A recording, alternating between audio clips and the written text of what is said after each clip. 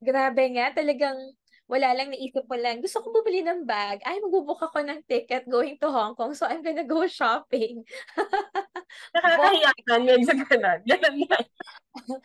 Isang kakaibang araw po sa inyong lahat. Bakit kakaiba? Dahil mayroon ulit kaming ibabahagi sa inyong kakaibang kwento ng paghahanap ng tunay na joy or kaligayahan.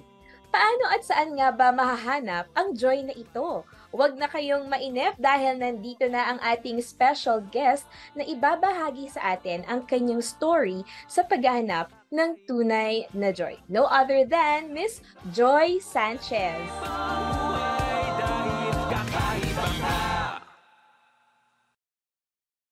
Hi, Joy! Welcome to Kakaiba Ka! Hello, Sweden. Nice to see you again. Yes, it's so nice to see you again. So, umpisahan na natin ang ating chikahan ngayong araw na ito. Okay? Dahil magsimula tayo sa kwentong plantito at plantita. Because, of course, ang daming naging plantito and plantita the past few years, especially nung height ng COVID-19 pandemic, di ba? Pero ikaw, Joy, kakaiba ka dahil hindi ka lang basta naging plantita na nag-alaga ng halaman sa bakuran mo, but instead, naging farmer ka. So, can you tell us more about it? Yes, Sweden. So I'm a proud Filipino farmer. Currently, I'm managing a small-scale mixed family farm. So, ang farm namin ay nasa Quezon Province. Ang main products namin currently ay rice or palay at coconuts. But we also have livestock. Meron din kaming iba-ibang crops tulad ng ginger, at mga ibang gulay. So, yun ang aking naging kabuhayan. Kailan mo, Joy, sinimulan na patakbuhin itong inyong family business sa Quezon? So, nag-start kami 2018. So, 5 years na. How is it running a farm naman? Sa totoo lang, it's not as lucrative as other businesses. Mostly, we do it also because of the purpose that we see. Maraming natutulungan yung presence namin doon, may impact sa rural community. No? At the same time, it has been a meaningful job sa akin. Meaningful in a sense na I get to do what I love to do and I get to help people then along the process. Sa 5 years, marami ako na-experience Sweden. Bagyo, peste, sakit, lahat na. Market fluctuations, mga iba-ibang nangyari sa bansa natin that affected our produce, our prices. So ang daming risk pala ng farming. Para po sa mga hindi nakakaalam, no, si Joy, hindi talaga farming ang kanyang field, no? Hindi yan ang kanyang career. 'Di ba? Hindi yan ang first job mo, Joy, eh, no? So, ano ba yung buhay mo before 2018? Who is Joy Sanchez before she became a farmer? Okay, alam mo, yung trabaho ko, maniwala ka, Sweden, it's the farthest thing from farming. So I used to work in the luxury industry. I had an 8-year career in store operations. So I specialized in high-end brands. And then my last job was with Louis Vuitton. So I was there for half a decade. It was also, at that time, my dream job. Kasi yun yung career ko. And interestingly, kaya ako napunta doon, when I was in college, medyo pasaway ako, no? So, mahilig ako mag-gimmick-gimmick, ganyan. Eventually, I dropped out of school in my first university. And then, after that, sabi ko, because nga I was also a bit arrogant then, sabi ko, kaya ko naman maging successful kahit hindi pa ako graduate. But the only jobs that would accept yung hindi graduate dito sa Philippines was at that time, sales. So that's how I started. Nag-sales muna ako and then I got promoted to a managerial role. Pero eventually, na-realize ko na mahirap ma-promote pa at a certain level. Kasi we're not working in a vacuum, we're working with other people. So dahil fierce din yung competition, sabi ko kailangan ko pala din talagang may degree. So bumalik ako ng school, I finished business degree at that time. And then after nun, nag-work na ako, sabi ko, ang target ko na yung dream job ko, which is Louis Vuitton. Kasi the Louis Vuitton company or LVMH is a multinational brand. It had a lot of opportunities for me. And at that time, ang dream ko is one day, sana maging country manager ako ng isang luxury brand like this. So, yan ang buhay ko bago ako napunta sa farming. Glamorosa, your lifestyle, glamorous din, Joy? I would say, dahil nga nandun ako sa mundo na yun, no, na talagang mahilig ako noon sa high-end brands. I would even go abroad to shop. So may mga times na pupunta pa ako Sweden sa Hong Kong overnight para lang mag-shopping. So aalis ako ng Pilipinas. Walang laman yung maleta ko, wallet lang tsaka passport, cellphone ang dala ko plus an empty luggage. Tapos pupunta ako Hong Kong kasi may mga sale. So andun yung mga Prada outlet, may sale sa Lane Crawford. Paminsan, hindi pa bukas yung mga tindahan niya, nakapila na ako sa labas. As in talagang consumerism consumed me in a way. Kasi nga, yun yung mundo na ginagalawan mo. More of you want to impress people as well as with what you have. The people around me, yun ang essential sa kanila. The latest phone, the latest outfit. Although glamoroso yung dating, no? Deep inside, hirap ako magbayad ng bills ko. Ang dami akong utang sa cards kasi nga ang dami kong binibili na at that time siguro it was more than what I can afford na. So yan, ganyan yung lifestyle ko noon. Grabe nga, talagang wala lang, naisip mo lang, gusto ko bumili ng bag. Ay, magbo-book ako ng ticket going to Hong Kong, so I'm gonna go shopping. Nakakahiya ka, medyo gano'n. Gano'n yan. Bongga ang iyong lifestyle back then, Joy. So, when it comes to your schedule naman, kasi tunog hectic nga talaga yung schedule mo. May pahinga ka pa ba? Nakakapagpahinga ka pa ba ng weekends? Do you even have holidays? Yung trabaho sa retail and sa service industry, and I'm sure may mga tao makaka-relate sa akin dito, wala kaming day off ng weekend kasi yan yung maraming tao, lalo na 'pag holiday. So, for many years, Sweden, for that 8 years, bihira ako maka-Noche Buena sa bahay dahil hindi ako umaabot. December 24, nasa tindahan pa ako kasi yun yung peak. So, the weekend before Christmas is the peak of shopping. I had to be there. At the same time, I had to work hard nga for all the things that I was buying, di ba? But I didn't have time for anything else. Talagang umikot lang yung mundo ko sa trabaho, sa mga ganyang bagay. Hardest thing na nangyari sa akin because of my work was I didn't have time for family. And there's one particular instance na I really regret. Meron na kasi akong uncle. His name is Uncle Jesse. He was staying in Cebu and at that time he was ill. So may sakitan na siya. And then he wanted to see us for his birthday. Kaming mga pamangkin niya. Willing siya na bilhin yung plane tickets namin para pumunta kami sa birthday niya. At that time, may kasabay na work training. And because I really was ambitious, I want to get promoted, I felt that the training was important. So inisip ko, may time pa naman ako, I'll just visit him some other time. Kasi yung training, hindi siya mamumove. So I attended the training, I worked instead, diba, of going to my uncle's birthday. I regretted that because shortly after, he went into coma and then that was the end of it. So nung nalaman namin na nag-aago buhay na siya, that morning, nag-book agad ako ng flight to Cebu. Kaso lang, parang unfortunately, I didn't make it. So he passed away while I was still on the plane.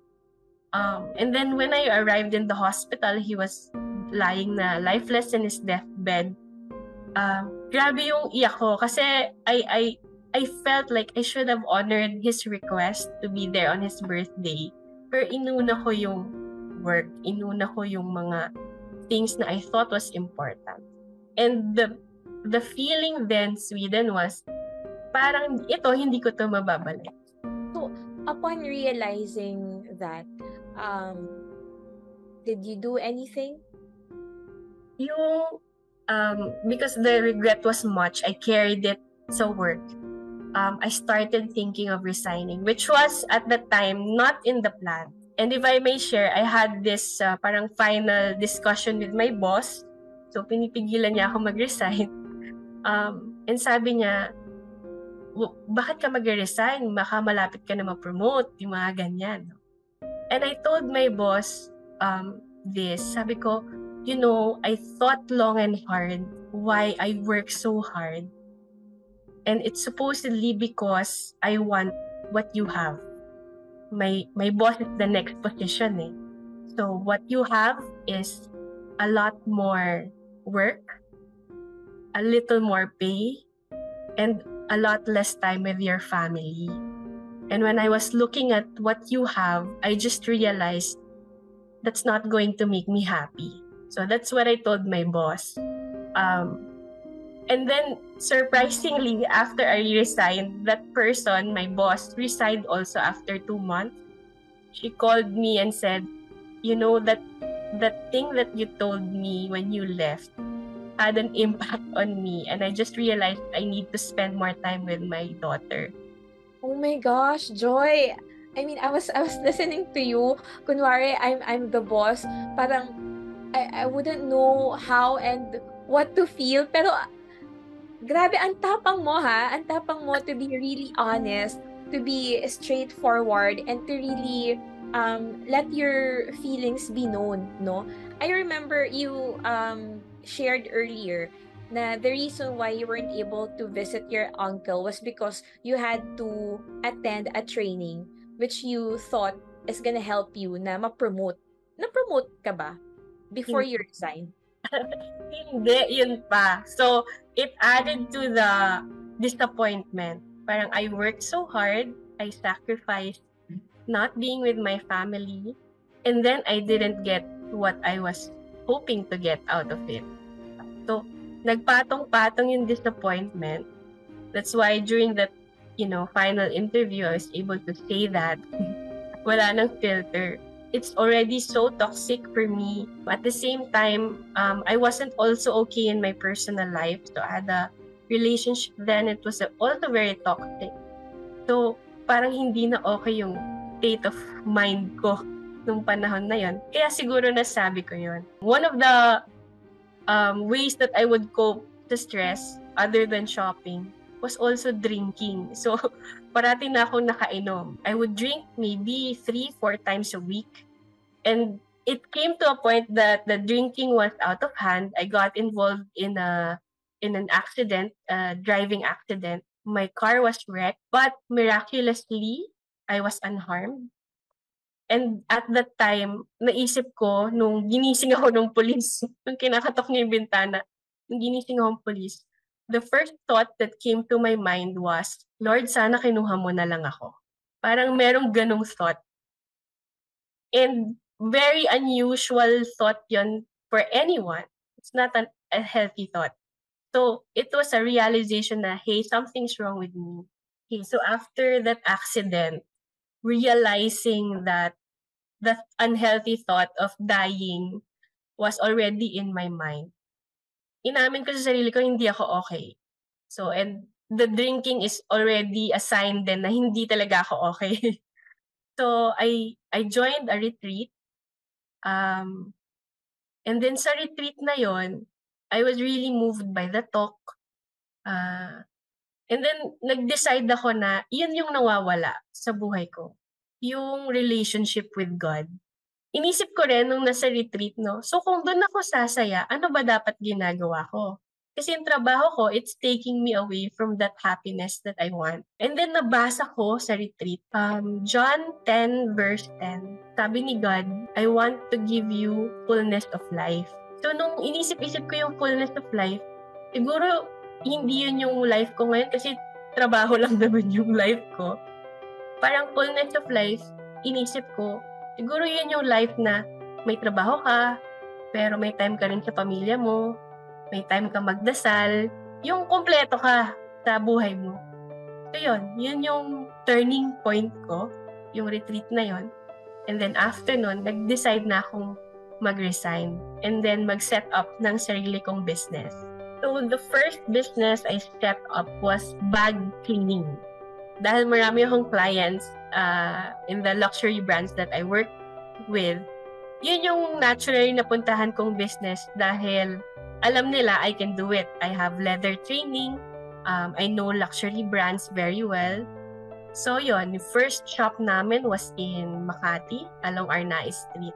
So yun yung una kong negosyo bago ako nag-farming. Now that you started that bag cleaning business, may nabago naman ba sa iyong mga working habits?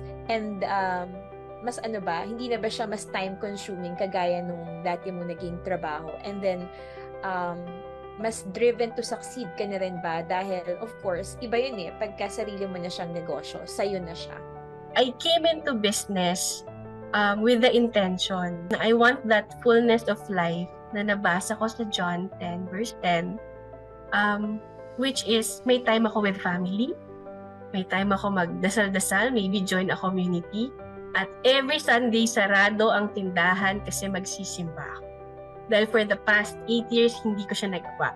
So I wanted to honor God na Sunday is a day of rest, hindi lang for me, pati yung sa mga kasama ko sa work.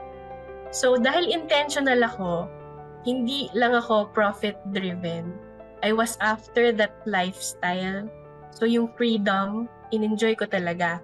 So in a way na there will be days na wala ako sa work kasi I will drive my father papunta sa farm niya. Noong time na yon siya palang nagpa-farm as a hobby. Kasi gusto kong pagsilbihan yung tatay ko dahil for the past 8 years, halos hindi nila ako nakikita sa bahay. So I had time for family.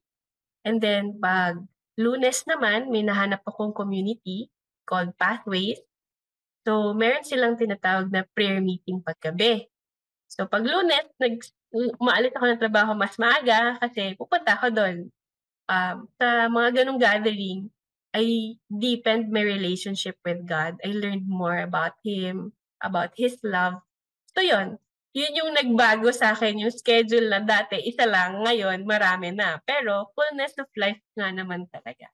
Nakakatuwa yung nasabi mo rin kanina, hinahatid mo yung daddy mo sa kanyang farming. Ngayon kasi mas may oras ka na ng mga time na yun 'di ba? So hinahatid mo, siya pa lang ang nag-farming.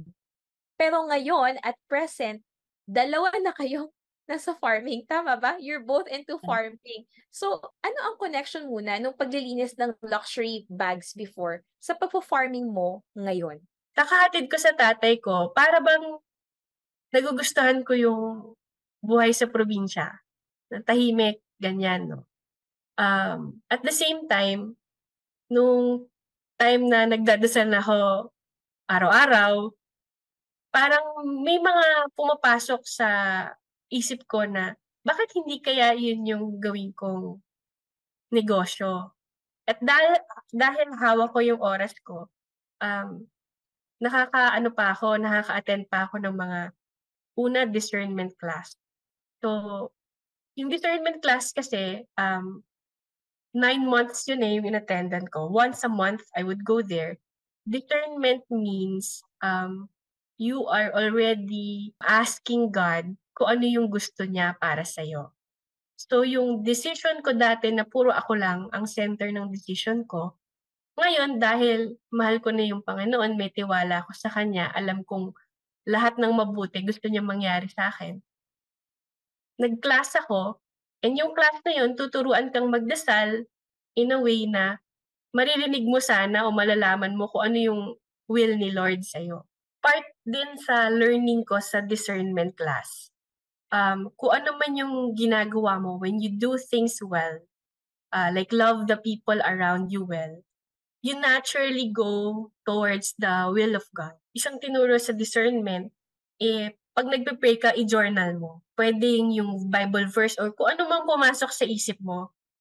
It's really listening to God.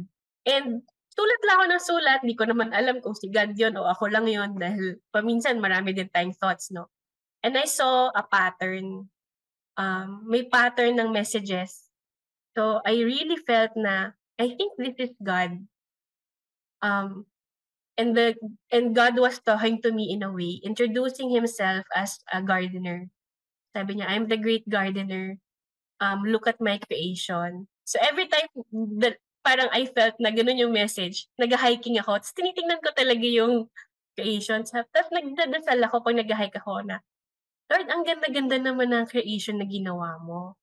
And then, it became an invitation to Him na, gusto ko gawin mo rin yung ginagawa ko. Participate. I want create for me a garden. So parang na-excite ako na, wow, pwede pala ako maging part nung creative process ni God. And naging specific na talaga yung message in prayer when the Lord said, sa pagplano mo, sa buhay mo, huwag mong kalimutan ang pinakamamahal kong mahihirap. So may lumabas sa prayer ko na gano'n, na message.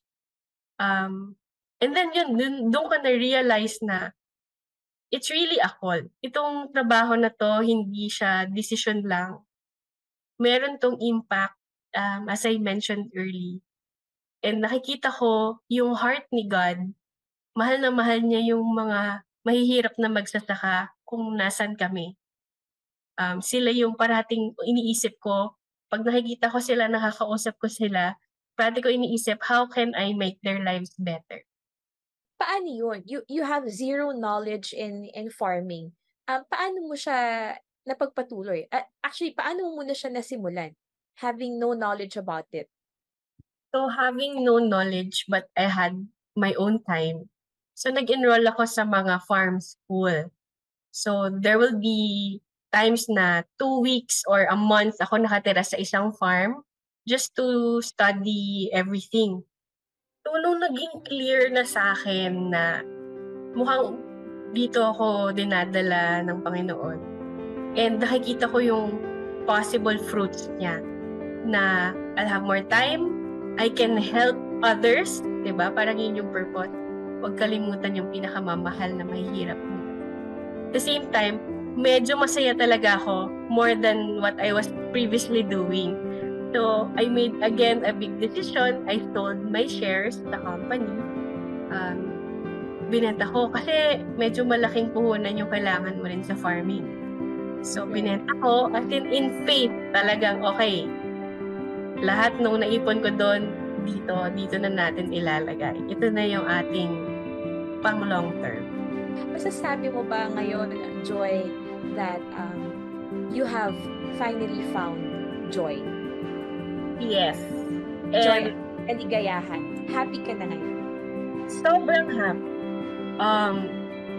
Possible pala na gumising sa umaga at excited magtrabaho. Kind of happy. It's really the fullness of life kind of joy. It's the kind of joy na kahit binabagyo kami, kaya ko pa rin magpasalamat kay God na nandito ako. It's the kind of joy na kahit ang dami na naming pinagdaanan the past 5 years, sure ako dito ako. And I see it not just a work but a path to holiness.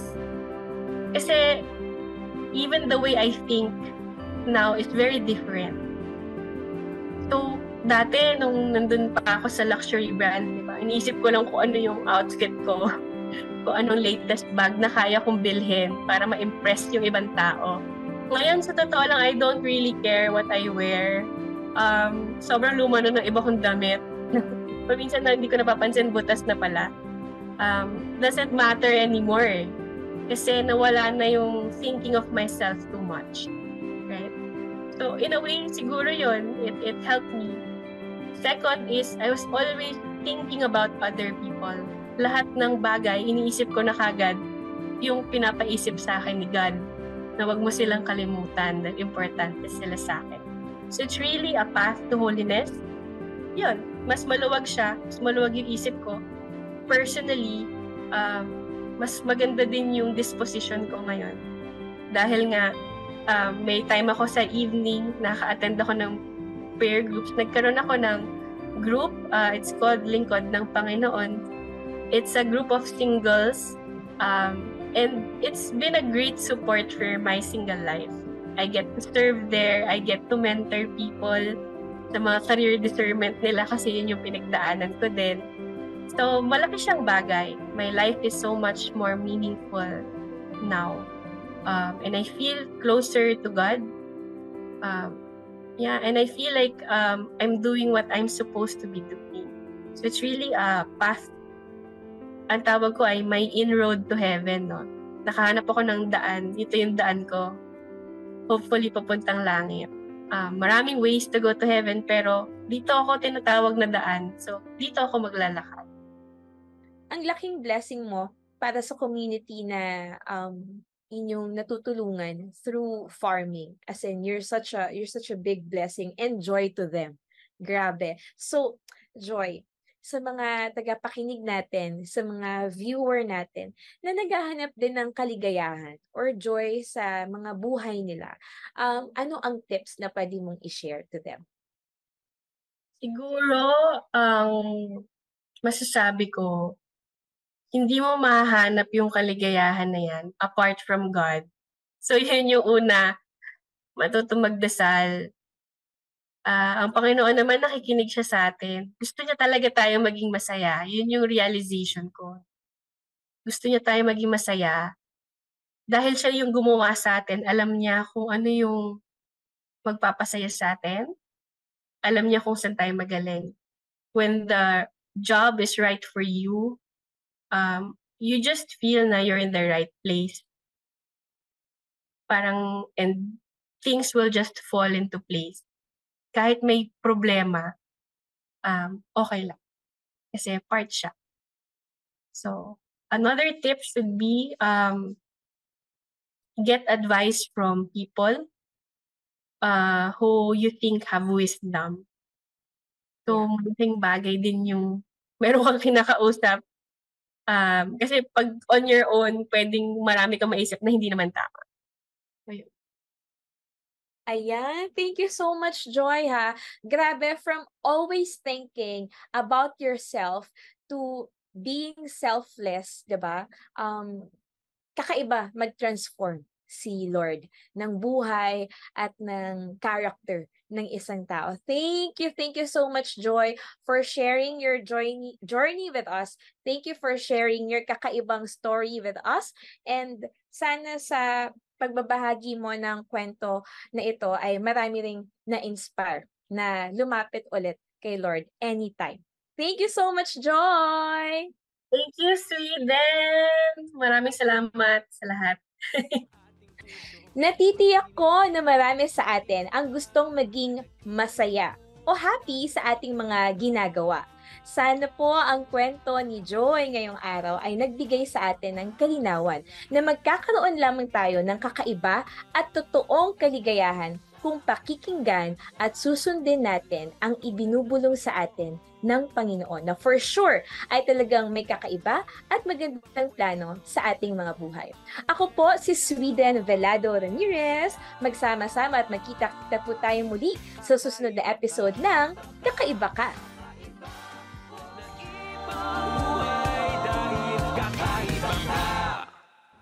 Nagustuhan mo ba ang kakaibang kwento natin ngayon?